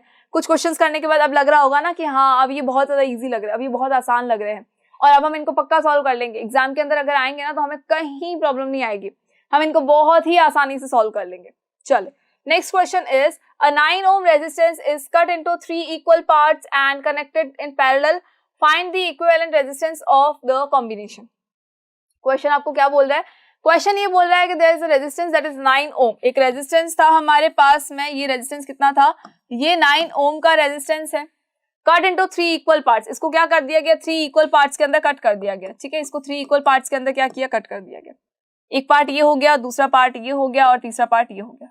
तो अभी कितने कितने ओम के हो गए हैं 9/3, मतलब कि 3 ओम, ये भी हो गया 3 ओम और ये भी कितना हो गया 3 ओम, ठीक है। एंड कनेक्टेड इन पैरेलल, अब इनको कैसे कनेक्ट किया गया है, पैरेलली कनेक्ट किया गया है। पैरेलली कैसे कनेक्ट किया गया, देखो यहां से एक कनेक्शन गया, यहां से दूसरा कनेक्शन, यहां से तीसरा कनेक्शन, ठीक है। ये हमारा फर्स्ट रेजिस्टेंस, चले ये हमारा आ जाएगा यहाँ पर सेकेंड रेजिस्टेंस, ये आएगा हमारा थर्ड रेजिस्टेंस एंड देन हम क्या करें तीनों को कनेक्ट कर देते, तीनों को हमने क्या कर दिया, कनेक्ट कर दिया, ठीक है। ये कितना हो गया, कनेक्ट हो गया। कैसे बोला था हमें, पैरेलली बोला था, तो हमने क्या कर दिया, पैरेलली इनको कनेक्ट कर दिया, 3 ओम 3 ओम एंड 3 ओम। ना ये ओम शांति ओम नहीं है, 3 ओम है। चलो find the equivalent resistance of the combination. अब इस कॉम्बिनेशन का आपको क्या पता है, इक्विवेलेंट रेजिस्टेंस बताना है, तो वी नो वेरी वेल कि जब इनको सीरीज में ऐड किया जाता है तो हम क्या करते हैं, हम डायरेक्टली सारे रेजिस्टेंसेस को ऐड कर लेते हैं।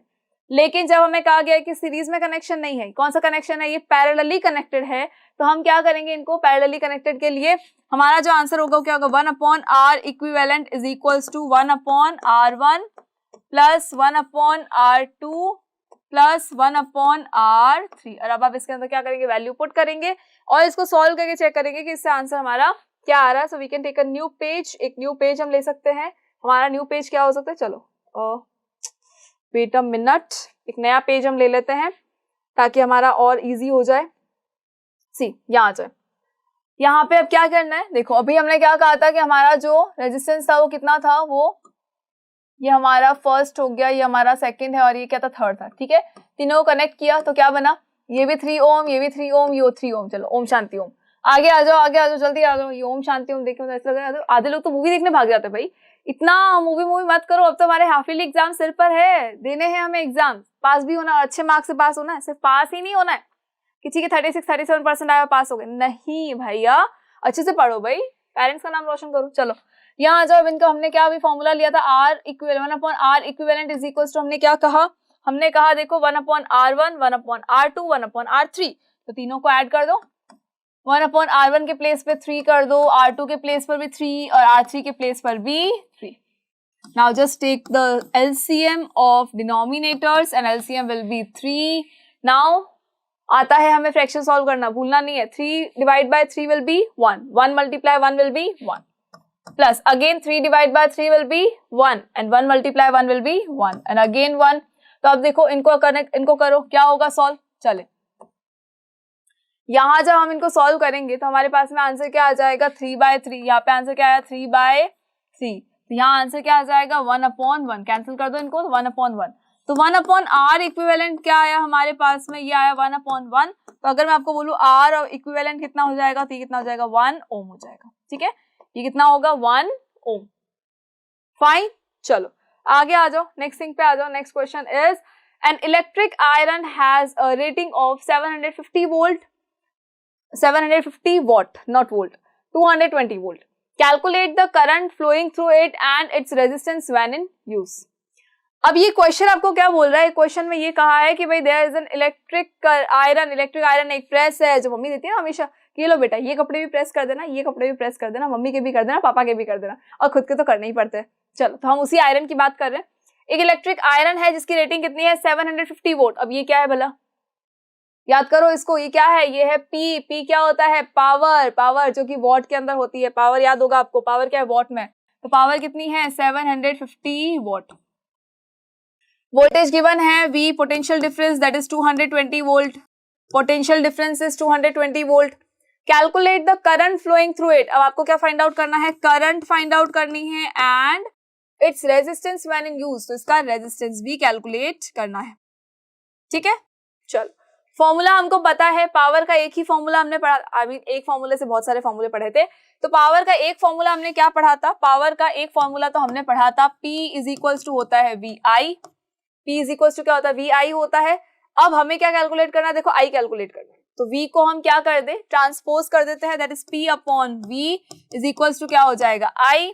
तो I इक्वल्स टू, अगर मैं आपको बोलूं P की वैल्यू देखो क्या है, P की value is 750 volt. 750 volt upon 220 volt. 0 to 0 cancel, remaining is 75 upon 22. तो I इज इक्वल्स टू क्या हो जाएगा, देखो अप्रॉक्स I की वैल्यू क्या हो जाएगी 3.10 एम्पियर. 3.10 एम्पियर. जब इसको सॉल्व करोगे तो आपको वैल्यू क्या मिलेगी 3.40 एम्पियर मिलेगी. मतलब ये तो होगी हमारी करंट, जो ये जो इलेक्ट्रिक आयरन है ये ले रही है. इलेक्ट्रिक आयरन इससे कंज्यूम कर रही है इस करंट को. अब आ जाओ नेक्स्ट थिंग पे, दैट इज R. R कैसे कैलकुलेट करेंगे हम, तो R को कैलकुलेट करने के लिए क्या करना है, देखो इस फॉर्मूले को थोड़ा चेंज करते हैं. हमें पता है कि I इज इक्वल्स टू क्या होता है, I इज इक्वल्स टू होता है V अपॉन R. तो एक काम करें, इस फॉर्मूले के अंदर इसको रिप्लेस कर देते हैं. कैसे, P is equals to V, I के प्लेस पे लिख देते हैं V अपॉन R. I के प्लेस पे क्या लिखा हमने V अपॉन R. तो ये क्या हो जाएगा V स्क्वायर अपॉन R. हमारे पास वैल्यूज है, बिल्कुल है, किसकी है, P की वैल्यू है हमारे पास. तो R को तो हम ट्रांसपोज कर दे इस साइड में, is equals to V square upon हो जाएगा P.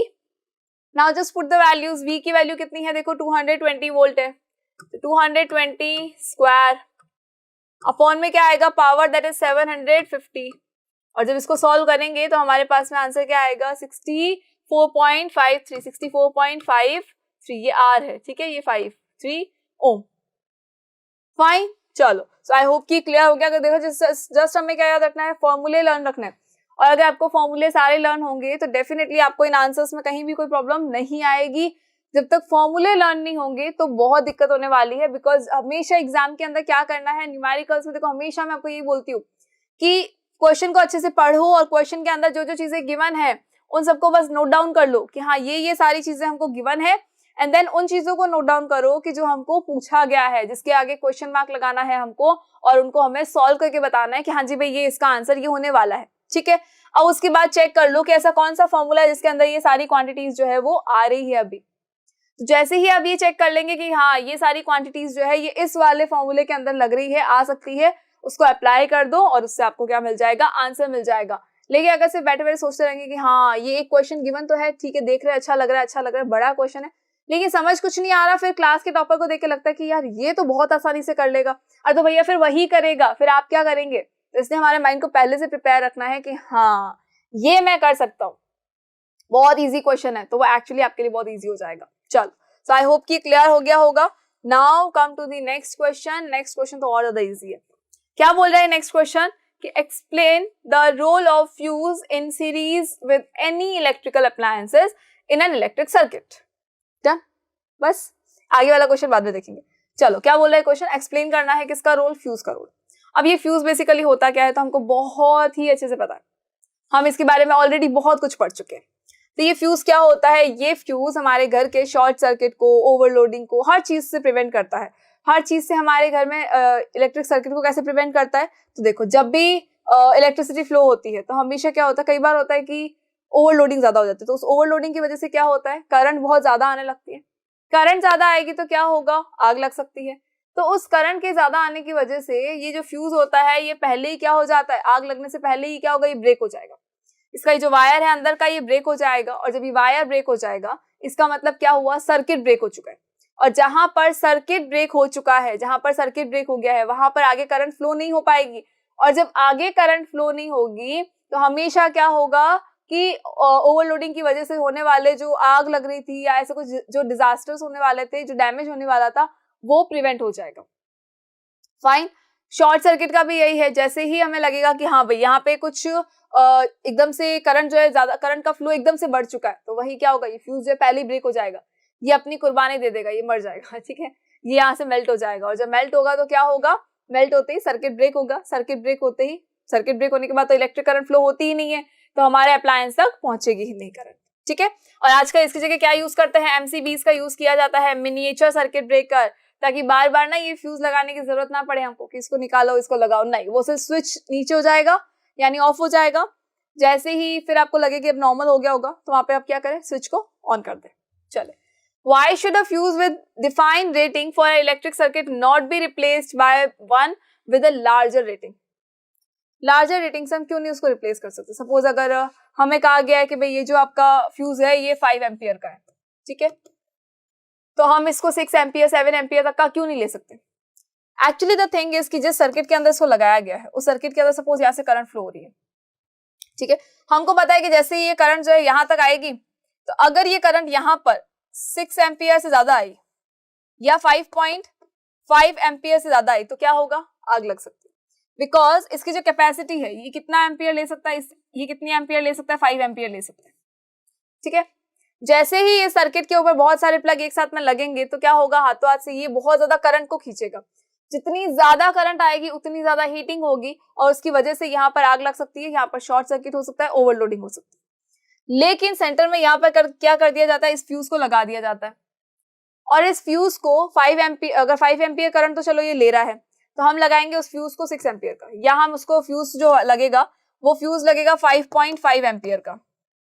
तो जैसे ही करंट 5.5 एम्पियर से ज्यादा आएगी तो उसकी हीटिंग से क्या होगा, जो फ्यूज वायर है वो मेल्ट हो जाएगा। फाइन, जो फ्यूज वायर है उसको क्या हो गया, वो मेल्ट हो गया। अब जब ये फ्यूज वायर मेल्ट हो गया तो यहाँ का सर्किट क्या हो गया, ब्रेक हो चुका है।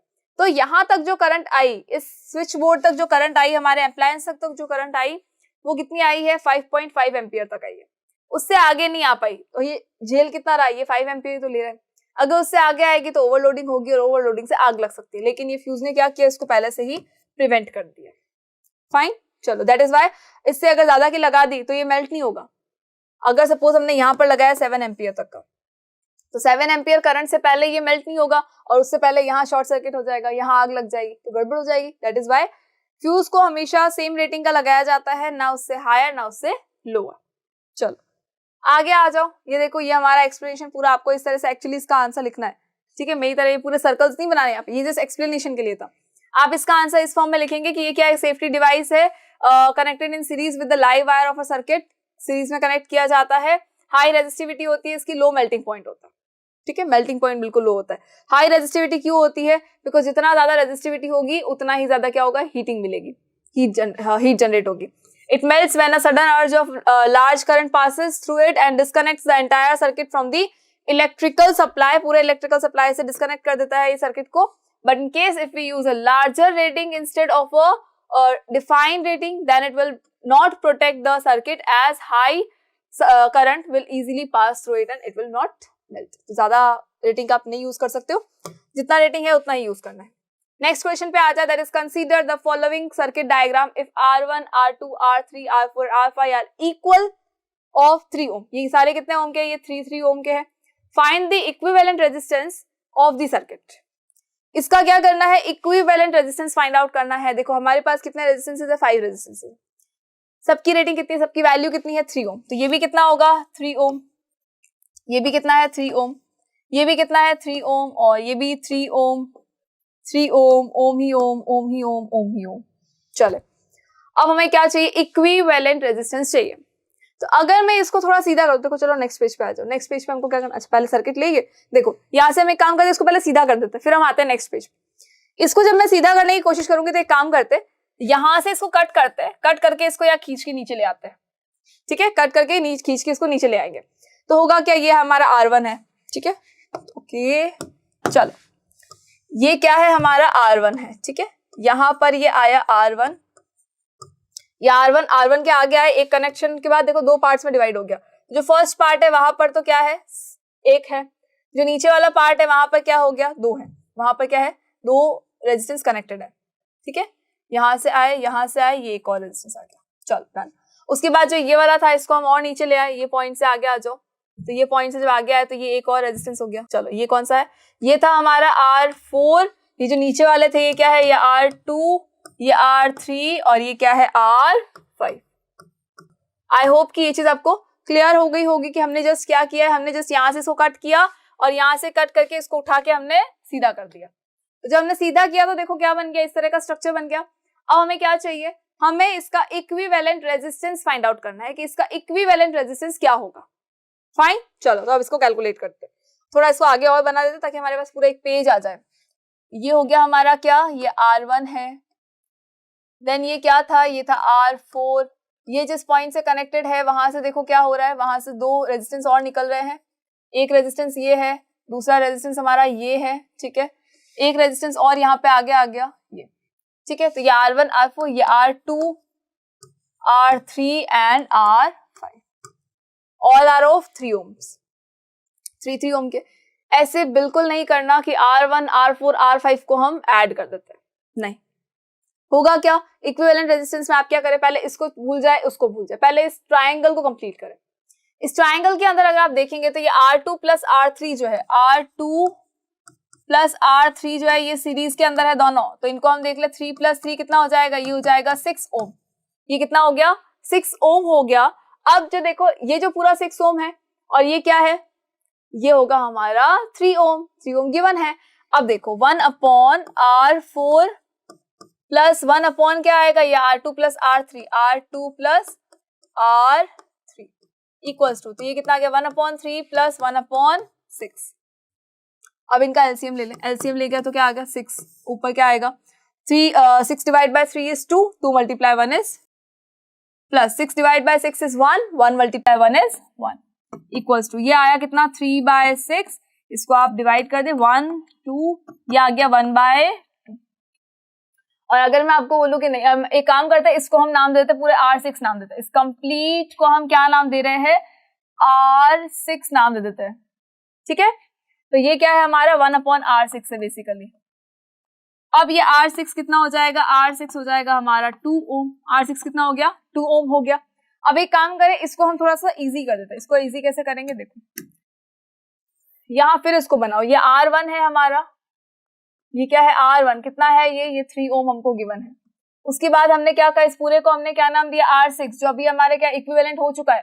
तो ये R6 कितना है, R6 देखो अभी हमने कैलकुलेट किया है 2 ओम हो चुका है। देन हमने आगे आके एक और रेजिस्टेंस हमने देखा, दैट इज R5, और ये भी कितना है, 3 ओम, ठीक है, ये कितना है, 3 ओम है।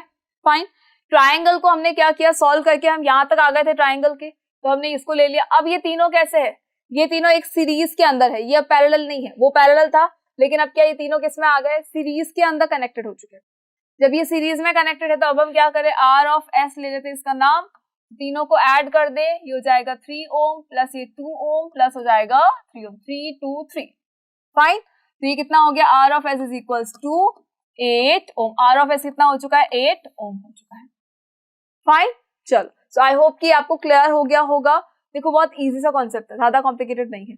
हमेशा ध्यान रखिए कि जब भी आपको रेजिस्टेंसेस को कैलकुलेट करना हो, उसका इक्विवेलेंट फाइंड आउट करना हो, सबसे पहले हम पैरेलल्स को कनेक्ट करें, जो पैरेलली है उनको सॉल्व करो, उसके बाद सीरीज वालों को सॉल्व करो। फाइन, चलो आगे आ जाओ। आगे बढ़ते हैं, नेक्स्ट क्वेश्चन पे आ जाते हैं। Next question is that is there is a graph, VI graph, यानी कि VI का मतलब क्या होता है पता है, V मतलब हमारा पोटेंशियल डिफरेंस, I मतलब हमारा current. Graph for two wires A and B are shown in the figure if both wires are of same length. अगर ये दोनों वायर्स कैसे बिल्कुल सेम लेंथ के हैं, सेम थिकनेस के हैं, which of two is made of a material of high resistivity, ये जस्टिफिकेशन फॉर योर आंसर। इसमें से हाई रेजिस्टिविटी किसकी होगी? रेजिस्टिविटी हमको पता है, रो की बात कर रहे हैं, रो के बारे में पूछा है, किसकी ज्यादा होगी, ए की या बी की? रो किसकी ज्यादा होगी, ए और बी, ये आपको बताना है, ठीक है। तो ये रो कौन से फॉर्मूले में आता है, याद करो याद करो याद करो, ये कौन से फॉर्मूले में आता है, R is equals to rho L upon A. अब इस क्वेश्चन में क्या बोला है, सेम थिकनेस है मतलब एरिया सेम, सेम लेंथ है मतलब एरिया सेम, ये दोनों तो सेम रहेंगे, लेंथ सिमिलर है, एरिया सिमिलर है दोनों का ही, तो उससे तो हम कंपेयर नहीं कर सकते। रेजिस्टेंस दोनों का अलग अलग होगा, बिकॉज देखो VI ग्राफ हमेशा क्या बताता है, VI ग्राफ हमेशा आपका हमेशा जो है रेजिस्टेंस बताता है, और रेजिस्टेंस का formula according to the ohm's law क्या होगा, according to the ohm's law इसका फॉर्मूला क्या होगा, देखो बेसिकली होता क्या है, V is equal to IR होता है, तो हमें अगर R की वैल्यू चाहिए तो क्या होगा, V अपॉन I, ठीक है, V अपॉन I। अब देखो क्या हो रहा है, I अगर कम है तो V तो R ज्यादा होगा, I अगर ज्यादा है तो R कम होगा, V अगर ज्यादा है यानी कि अगर पोटेंशियल डिफरेंस ज्यादा है तो R ज्यादा होगा, पोटेंशियल डिफरेंस कम है तो R कम होगा।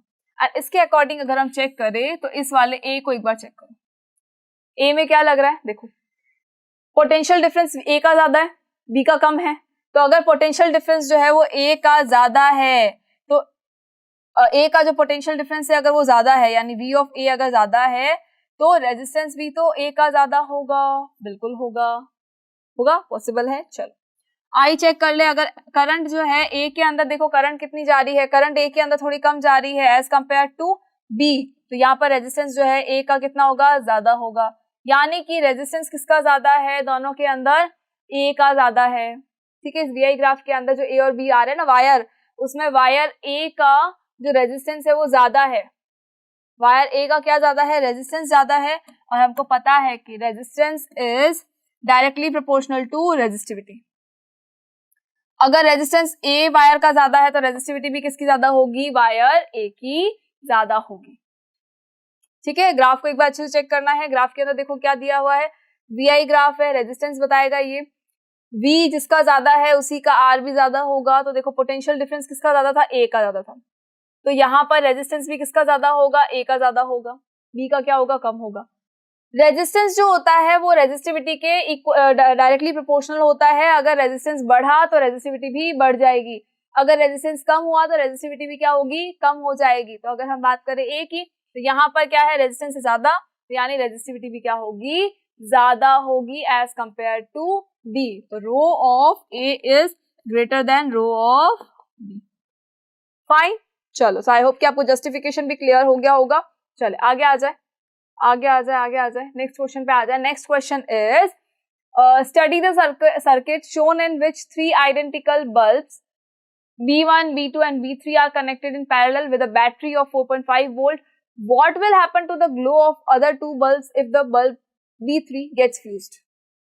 ये जो आपको पूरा एक फिगर दे रखा है, इसके अंदर देखो क्या देखना है, इस सर्किट के अंदर हमें क्या चेक करना है, 3 आइडेंटिकल बल्ब्स है, बिल्कुल सिमिलर तीनों बल्ब्स है, B1, B2, B3 parallelly connected किए गए हैं, ठीक है। बैटरी भी देखो इनकी सेम है, बैटरी दे रखी है 4.5 वोल्ट। आपको ये बताना है कि glow of other two bulbs क्या होगा अगर बल्ब जो B3 है वो फ्यूज हो गया। अगर ये जो B3 बल्ब है ये फ्यूज हो चुका है, ये बल्ब आपका फ्यूज हो चुका है, यानी ये काम नहीं करेगा, तो इन दोनों बल्ब पे क्या कोई इम्पैक्ट पड़ेगा? तो हमारे घर के सर्किट पे आते हैं। जो हमारे घर का सर्किट होता है, क्या उसके अंदर अगर आपकी टीवी खराब हो जाए तो क्या आपका एसी चलना बंद कर देता है? क्या आपका रेफ्रिजरेटर चलना बंद कर देता है? नहीं, बिल्कुल नहीं, ठीक है। एक काम और करते, चलो थोड़ा सा एक आगे आओ, यहाँ पर देखो, एक यहाँ पर ये क्या है, यहाँ पर क्या है, एक अप्लायंस यहाँ पर है, दूसरा अप्लायंस यहाँ पर है, तीसरा अप्लायंस जो है वो यहाँ पर है, ठीक है। एक अप्लायंस यहाँ हुआ, एक यहाँ, एक यहाँ। अब क्या होगा, यहाँ से इलेक्ट्रिक करंट आई, थोड़ी यहाँ जाएगी, थोड़ी यहाँ जाएगी, थोड़ी यहाँ जाएगी, उस इलेक्ट्रिक करंट से ये अप्लायंस चलेगा, ये अप्लायंस चल रहा है, एक्चुअली ये अप्लायंस थोड़ा क्या खराब हो गया तो ये नहीं चलेगा, तो क्या ये दोनों अप्लायंस वर्क करेंगे? बिल्कुल करेंगे भाई, जितनी करंट वहां गई है वो अप्लायंस काम नहीं करेगा, कोई बात नहीं, लेकिन करंट अगर इस डायरेक्शन में गई है तो ये अप्लायंस काम करेगा। करंट इस डायरेक्शन में है तो ये वाला अप्लायंस भी हमारा काम करेगा। तो वैसे ही अगर मैं यहाँ बात करूं तो यहाँ पर क्या होगा, जो करंट आएगी वो देखो कुछ इधर जाएगी, कुछ थोड़ा और आगे जाके इधर चली जाएगी, कुछ थोड़ा और आगे जाके इधर आएगी। अगर ये बल्ब B3 हमारा फ्यूज हो भी चुका है तो इस पे कोई इम्पैक्ट नहीं पड़ेगा। B3 भले ही फ्यूज हो चुका है बट हमारा जो ये B2 है और B1 है, B2 और ये जो B1 है ये बिल्कुल अच्छे से ग्लो करेगा, तो इनके ऊपर कोई नेगेटिव इम्पैक्ट नहीं होगा, ये दोनों बहुत अच्छे से ग्लो करने वाले हैं। फाइन, चलो इजी क्वेश्चन था ये, तो कोई ज्यादा कॉम्प्लिकेटेड नहीं था, बस थोड़ा बड़ा सा हमें दिख रहा था, that's it. Now what is the commercial unit of electric energy converted into joules. Electric energy है उसको किसमें कन्वर्ट करना है, अभी जूल्स में कनेक्ट करना है, ठीक है। कमर्शियल यूनिट बतानी है और उसको जूल्स के अंदर कनेक्ट करना है, कन्वर्ट करना, नॉट कनेक्ट करना है। कमर्शियल यूनिट क्या होती है, तो देखो कमर्शियल यूनिट का मतलब है कि हमारे इलेक्ट्रिसिटी का जो बिल आता है वो कौन सी यूनिट में आता है, बस वही आपकी कमर्शियल यूनिट है। हमारी इलेक्ट्रिसिटी का जो बिल आता है उसको क्या कहा जाता है, 200 यूनिट, 300 यूनिट, 250 यूनिट्स। तो वो जो 1 यूनिट है, 1 यूनिट है, इसका मतलब क्या हुआ, तो 1 यूनिट का मतलब होता है 1 किलोवाट आवर, 1 किलोवाट आवर। और यही क्या होती है, it is the commercial unit of electric energy, electricity, commercial unit of electricity. अब इसको जूल्स में कनेक्ट कर ले क्योंकि ये तो किलोवाट आवर के अंदर है, हमें नहीं पता क्या होगा। तो किलोवाट का मतलब क्या होता है, देखो 1 किलोवाट का मतलब क्या होगा, 1000 वॉट। 1 किलोवाट का मतलब क्या होता है, 1000 वॉट होता है, मल्टीप्लाई आवर्स। आवर्स को हमेशा किसमें कन्वर्ट करना है, सेकेंड्स में कन्वर्ट करना है, सेकेंड्स में कन्वर्ट करना है। तो देखो 1 आवर में कितने सेकेंड्स होता है, 3600 सेकेंड्स। फाइन, 3600 सेकेंड्स होते हैं। नाउ इनको मल्टीप्लाई कर दे, जब हमने इनको मल्टीप्लाई किया तो क्या मिला हमें, 3600 तो था, ये 3 जीरो और ऐड कर लो, ये 30, तो ये क्या हो गया, ये हो गया 36 लाख जूल्स। इसमें आ गया 36 लाख जूल में आ गया। अब लेकिन इतना बड़ा है, बार बार तो नहीं यूज कर सकते, तो हम एक काम करते हैं, इसको थोड़ा पॉइंट्स में साइंटिफिक नोटेशन में लेते हैं। 3.6 पता होगा साइंटिफिक नोटेशन क्या होता है, फर्स्ट डिजिट जो है उसी के बाद में क्या कर दे, जस्ट हम डेसिमल लगा दे और ये 3.6 मल्टीप्लाई 10 टू द पावर, यहां से कैलकुलेट कर लो, 1 2 3 4 5 6, क्या 1 2 3 4 5 6, ठीक है। तो ये आ गया 10 टू द पावर 6 जूल। तो that will be your commercial unit of electric energy, जिसको हमने किस में कन्वर्ट किया है, जूल में कन्वर्ट किया है। तो नेक्स्ट टाइम से अगर इलेक्ट्रिसिटी का बिल आता है तो कंफ्यूज नहीं होना है कि यार ये यूनिट क्या है, ये यूनिट कुछ भी नहीं है, जस्ट किलोवाट आवर है। इसका मतलब है कि आपने कितनी एनर्जी यूज की है, 3.6 multiply 10 to the power 6 joule, only for 1 unit. अगर मैं आपको बोलूं आपने 200 यूनिट यूज किया, सपोज आपने किसी ने बोला कि भाई हमारे घर का जो बिजली का बिल आया है वो कितना आया है, 200 यूनिट आया है, ठीक है। तब क्या होगा, 200 यूनिट बिल का क्या होगा, जस्ट हम इस 1 यूनिट वाले को 200 से मल्टीप्लाई कर देंगे तो हमें आंसर मिल जाएगा। लेकिन वो इतना बड़ा आंसर आएगा कि उन लैक्स में हम हमारे बिजली के बिल में इतना नहीं लिख सकते, किसी को समझ भी नहीं आएगा। दैट इज वाई क्या होता है, यूनिट्स में लिखा जाता है। थोड़ी उस यूनिट को हमने क्या कर दिया, जो इतनी बड़ी ये जो वैल्यू थी उसको थोड़ा हमने छोटा करने के लिए एक कमर्शियल यूनिट ले लिए, ठीक है। चलो, सो आई होप कि ये क्वेश्चंस आपको क्लियर हो गए होंगे। Now the next question is state Ohm's law. Ohms law क्या होता है, तो ओम्स लॉ हमने पढ़ा था, कहाँ पढ़ा था, इस चैप्टर के अंदर जो मेन टॉपिक था वो यही तो था कि ओम्स लॉ क्या होता है। ओम्स लॉ हमको पता है क्या होता है, आई जो होती है वो डायरेक्टली प्रोपोर्शनल होता है वी के। जो करंट होती है, जब सेम टेम्परेचर वगैरह सब कुछ अगर सिमिलर है, सिमिलर कंडीशंस है, कांस्टेंट कंडीशंस है, तो उस टाइम पे क्या होता है, जो इलेक्ट्रिक करंट होती है वो पोटेंशियल डिफरेंस के डायरेक्टली प्रोपोर्शनल में होती है और रेजिस्टेंस के इनडायरेक्टली प्रोपोर्शनल होती है। और इससे हमें एक फॉर्मूला मिला था, I is proportional to V upon R, यानी कि I is equals to V upon R। यही हमारा क्या है, यही हमारा है ओम्स लॉ। एंड इनकी यूनिट्स क्या थी, तो I को किस में डिनोट करते हैं, एम्पियर से मेजर करते हैं, एम्पियर। पोटेंशियल डिफरेंस को वोल्ट, एंड R जो है रेजिस्टेंस जो उसको ओम में करते हैं, ओम, ठीक है, ये बताया था। चलो नाउ सी, यही था बिल्कुल। कंडीशंस जब रिमेन होती है, फिजिकल कंडीशंस जब सेम रहती है तो क्या होता है, V is equals to IR। Next question is define electric power, express it in terms of potential difference V and resistance R। Then हमारे पास ओके 3 क्वेश्चंस है। चलो फर्स्ट क्वेश्चन पे आ जाओ पहले। Define electric power, electric power को define करता है। इलेक्ट्रिक पावर क्या होती है, तो इलेक्ट्रिक पावर आपने पढ़ा है क्या होती है, याद करें इलेक्ट्रिक पावर को, फॉर्मूला भी हमने पढ़ा था, क्या पढ़ा था, P is equals to VI पढ़ा था, ठीक है। जितनी एनर्जी कंज्यूम कर रहे हैं ना वही तो है इलेक्ट्रिक पावर, और क्या है, चलो जितनी एनर्जी कंज्यूम कर रहे हो उसको कहते हैं इलेक्ट्रिक पावर कहते हैं। किस में डिनोट करना है, तो इसको बेसिकली तो ये हमने पढ़ा था, P इज इक्वल टू होता है VI। फॉर्मूला किस में लिखना है, देखो potential difference V and R में लिखना है। तो I को एक काम कर दे, I की जगह रिप्लेस कर देते हैं V upon R, because we know ohm's law, ठीक है। तो P इज इक्वल टू हो जाएगा V अपॉन R, तो P इज इक्वल टू हो गया V square upon R and it will be your formula जो इसने कहा है, potential difference V and resistance R। Fine, चलो सो आई होप कि इतनी चीज आपको क्लियर हो गई होगी। देखो देन आ जाओ नेक्स्ट क्वेश्चन पे। An electric fuse is rated eight 2 ampere, what is mean by this statement. एक इलेक्ट्रिक फ्यूज है जिसकी वैल्यू कितनी है, जिसकी वैल्यू है 2 एम्पियर, ये कितना रेट का है, 2 एम्पियर का है। इसका मतलब क्या हुआ, इसका मतलब ये हुआ कि वो जो सर्किट है, जिस सर्किट के अंदर फ्यूज 2 एम्पियर वाले फ्यूज को ऐड किया गया है, उसके अंदर सिर्फ 2 एम्पियर करंट ही आ सकती है। जैसे ही 2 एम्पियर से ज्यादा करंट आएगी वैसे ही ये फ्यूज क्या होगा, मेल्ट हो जाएगा और उस सर्किट को ब्रेक कर देगा। तो उस सर्किट के अंदर कितनी करंट फ्लो हो सकती है, ओनली 2 एम्पियर करंट जो है वो फ्लो हो सकती है। Next question is an electric iron of 1 kilowatt is operated at 220 volt, find which of the following fuses that respectively rated at 1 ampere, 3 ampere and 5 ampere can be used at. आपको ये बताना है कि there is electric iron. Electric iron की देखो power कितनी given है, power is 1 kilowatt and इसको किस पे ऑपरेट किया गया है, वोल्टेज कितना है इसका 220 वोल्ट, ठीक है। अब हमें क्या बताना है कि फ्यूज कितना, कौन सा यूज करेंगे, फ्यूज कौन सा यूज करेंगे। तो आपको पता होगा कि हमेशा जो फ्यूज होता है वो किस पे डिपेंड करता है, इलेक्ट्रिक करंट पे डिपेंड करता है। कितनी करंट उस सर्किट के अंदर फ्लो हो सकती है उसके ऊपर डिपेंड करता है कि फ्यूज कितना होगा। तो देखो एक नया पेज लेके हम एक चेक कर लेते हैं, पे आ जाओ नए पेज पे।